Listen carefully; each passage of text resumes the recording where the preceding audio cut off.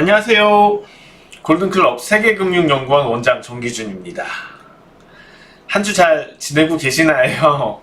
이번 주 하루 일찍 찾아뵙습니다. 그동안 코스피는 좀 지지부진했었죠. 지난주 흐름도 좀 다소 지루하게 만드는 투자자들을 그런 분위기였었고, 코스닥은 계속 좋은 분위기였는데 이번 주도 역시 코스닥도 좋은 분위기이긴 한데, 정말 다행스러운 것은 코스피도 좀 긍정적인 흐름을 보였다는 겁니다. 그동안 좀 불안한 부분들이 있었죠. 삼성전자가 못 가니까는 코스피 계속해서 좀 부진할 수 있지 않을까. 혹시라도 어떤 악재들, 이번에 또 이태원발 에서 발생된 코로나의 재확산, 이태원 클럽발 코로나 재확산 때문에 약간의 우려도 좀 있었던 것 같고요. 어떻게 보면은 코스닥도 좀 많이 올랐다는 것에 대해서는 부담이었는데, 코스피 같은 경우에는 잘 오르지도 못했었는데 또 외부 악재라든지 그런 거에 의해서 분위기가 단기적으로나마 안 좋게 흘러가는 것은 아닐까, 이런 우려도 있었습니다. 그런 우려에도 불구하고 시장은 강한 분위기를 만들어 주었어요. 여러 가지 이야기들이 흘러나옵니다. 시장이 물론 이제 국내에서 나온 얘기는 아니지만 미국 뉴욕 증시에서 나온 얘기지만은, 시장이 향후 10년 동안 상승장을 기대하기 어려울 수도 있다는 얘기도 나왔고, 그 다음에 국내 주식 시장에서도 급락이 한 번 더 올 거다라는 이런 얘기도 있었던 것 같아요. 어쨌거나 최근에 시장이 이렇게 올라오고 저항권에 있다 보니까는, 어떻게 보면은 제 느낌이에요. 그냥 도박성으로 막 던지는 얘기들도 많지 않을까. 어차피 시장이 한번 조정을 받는다면 기술적 저항권에 도달한 상황에서 어떤 악재를 만나서 한번 급락할 수도 있는 거니까, 그건 가능한 거니까, 이 틈을 타서 좀 먼저 어떤 논리적인 분석이라기보다는 그냥 좀 주목받기 위해서 크게 하락할 수 있다 얘기를 했는데, 실제로 하락하게 된다면은 또 자랑거리도 될 수 있고, 그런 식의 분석들이 좀 나오는 것 같아요. 사실상 지금 위치에서 그것에 대해서 논하기가 막 그렇게 편하지는 않아요. 자, 주가 흐름 보면서 좀 말씀을 나눠야 될 것 같은데, 코스피입니다. 지수가 그대로 말해주고 있죠. 제가 앞서 설명드린 부분을.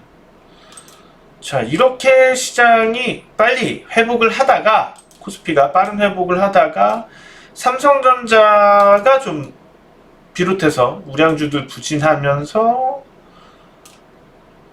이 저항권 상단에서 계속해서 좀 지지부진하다, 이번 주 들어서야 돌파하는 모습. 사실 오늘은 악재성이라고 할 수 있는 이슈도 있었지만, 그럼에도 불구하고 강한 기조였습니다. 코스닥도 한번 보실 텐데요. 어제는 코스피가 좋았다면 오늘은 코스닥이 또 밀고 나가는 그런 흐름이죠. 한 단계가 높죠? 코스닥이 지금 코스피보다. 자, 여기서 코스피는 횡보를 했지만 코스닥은 치고 나갔고, 이번에도 역시 소외되지 않고 있습니다. 사실 너무 할 얘기는 많은 것 같아요. 향후 시장 전망, 그리고 당장 어떻게 대응을 해야지 되는지 부분들. 우선 가장 특징적인 부분 한 가지를 설명을 드리고 갈게요. 외국인 매매 순매수 동향입니다. 자, 계속해서 순매도로 하다가 대응하다가 이번 주 화요일부터 오늘 순매수. 기관은 어제 또 상당한 순매수를 보였습니다. 자, 보통 환율을 따져서 환율과 순매수 동향을 얘기를 할 때, 외국인 순매수가 들어왔다면 원달러 환율은 내려야죠. 근데 원달러 환율 동향을 한번 보실 텐데요. 원달러 환율 동향을 보시면은 변동이 없습니다. 오히려 오늘 소폭 올랐고, 어제는 물론 내린 부분이 있지만 그럼에도 장중에는 또 다시 올라오는. 그러니까 이 얘기는, 자, 환율과 관련돼서 과거 투자 전략들 한번 유튜브 동영상들 찾아서 보시면은 원달러 환율 동향은 특이하게 글로벌 전반적인 리스크 상황을 얘기해 준다는 거죠. 국내 재정 상태가 아무리 좋더라도 유로 재정 문제가 터져서 디폴트 우려가, 재정 위기 우려가, 채무 불이행 정부의 우려가 유로존에 발생을 한다면 그렇더라도 원달러 환율은 오르고, 우리나라 상황이 아무리 좋더라도 미국의 서프라임 모기지라든지 뭔가의 금융과 관련된 이슈 아니면 또 사회적 안 좋은 이슈들이 발생하면 원달러 환율은 올라가게 됩니다. 상승하게 됩니다. 그러니까 이게 저는 오히려 원달러 환율을 리스크 도표로 보고 있어요. 그러면 리스크가 극에 달한 이후에 안정을 찾았고, 이전의 수준까지 돌아가지 못하는 상태에서 그만큼의 현재 코로나19 관련된 경기 침체 리스크를 안고 가고 있다는 거죠. 이런 상황에서 잠변동들을 볼 텐데, 오늘 만약에 환율이 하락했다면 정상적이라고 할 수가 있을 겁니다. 그렇지만 원달러 환율이 올랐다. 외국인 순매수에도 올랐다. 이 점에 주목을 해야지 된다는 거예요. 특히 또 뉴욕 증시 같은 경우에는 부진했었고, 그 밖에 다른 증시들도 그렇게 튀지는 않아요. 국내 주식시장이 이번 주 들어서 좀 튀어요. 자, 여기서 말해주는 의미는 외국인 순매수가 제가 지난주에 얘기했던 부분인 것 같아요.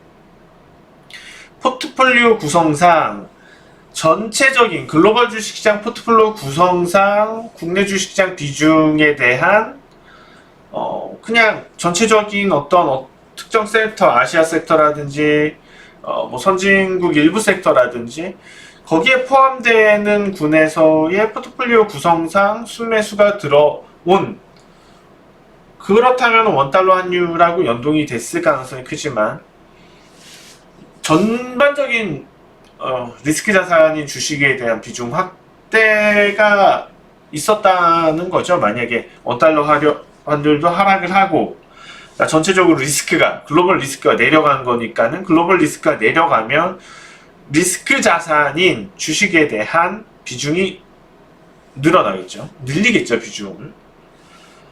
근데 그건 아니라는 거죠.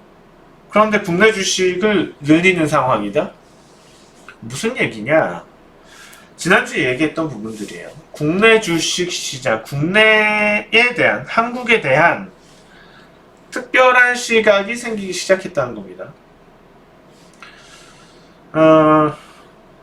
많이 저평가되어 있는 시장이고, 여러 종목들, 어떻게 보면은 글로벌 메이커들, 삼성부터 현대부터 SK부터 LG부터 이런 것뿐만 아니고 국내에서만 잘 알려진 그런 내수를 기반으로 나왔던 기업들에 대한 관심들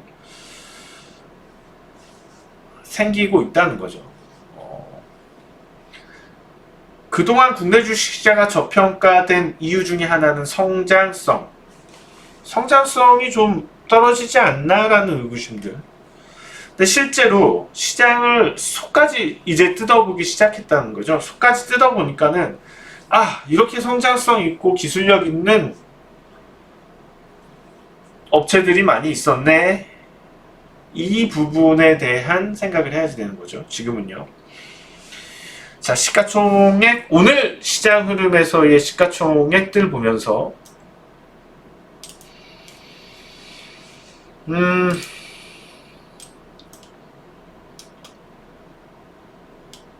카카오가 5% 올랐어요.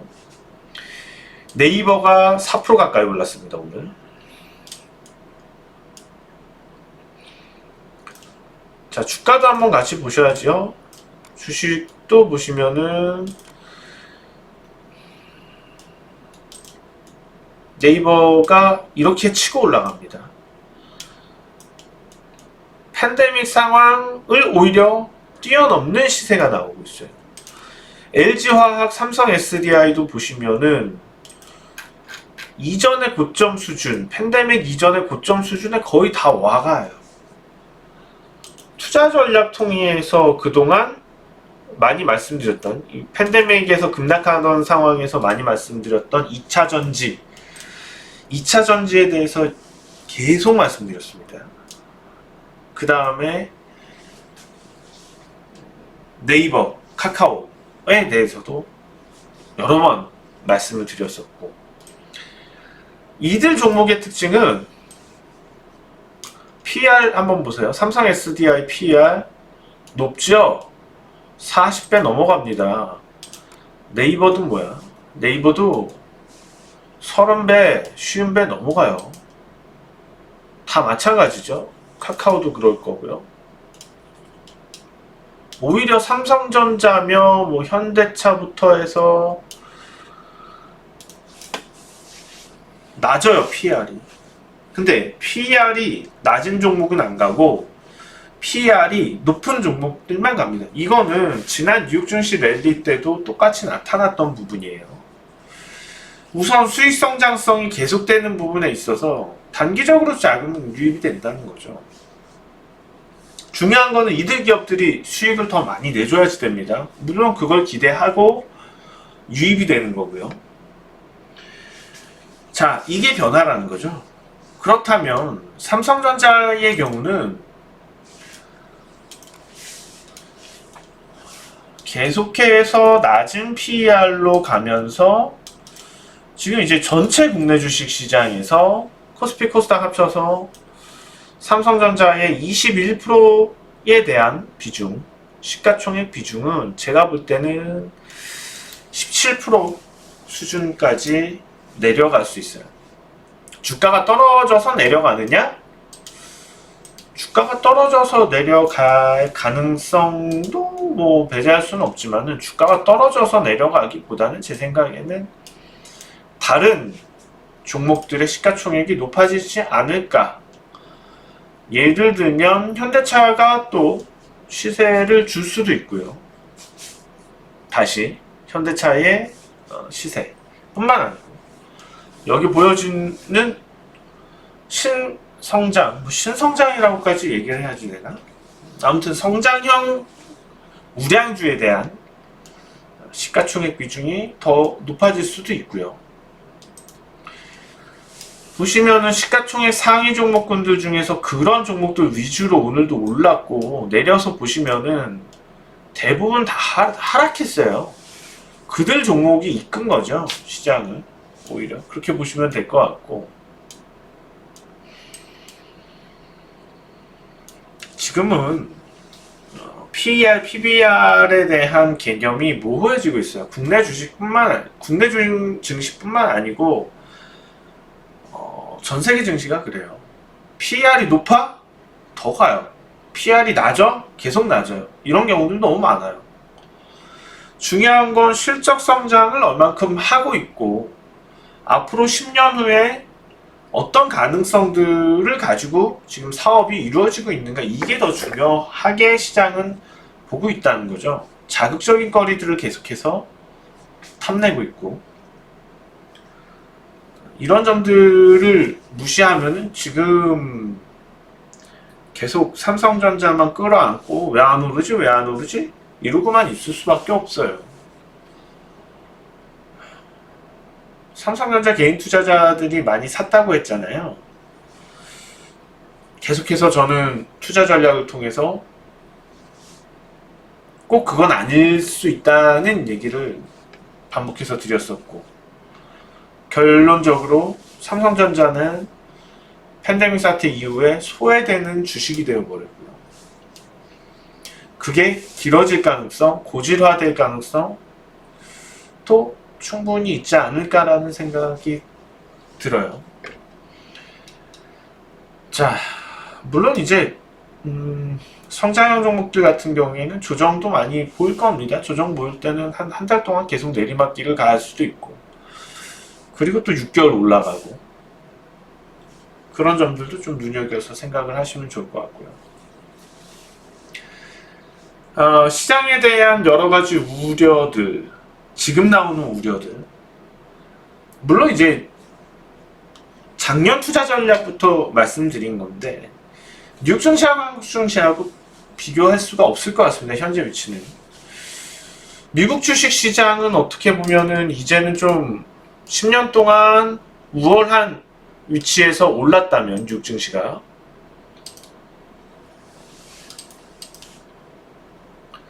나스닥 지수인데요. 나스닥 지수 10년 동안 계속해서 우월한 지위에서 올랐다면 수년간은 낮은 위치에서 주가, 그러니까 추세 하락입니다. 장기 추세 하락이 좀 점진적으로 진행될 가능성이 오히려 높고, 글로벌 증시가 다 동반해서 움직이지는 않아요. 장기 추세가 항상 달라요. 특정 섹터들이 주도를 하면은 다른 섹터들은 주춤해요.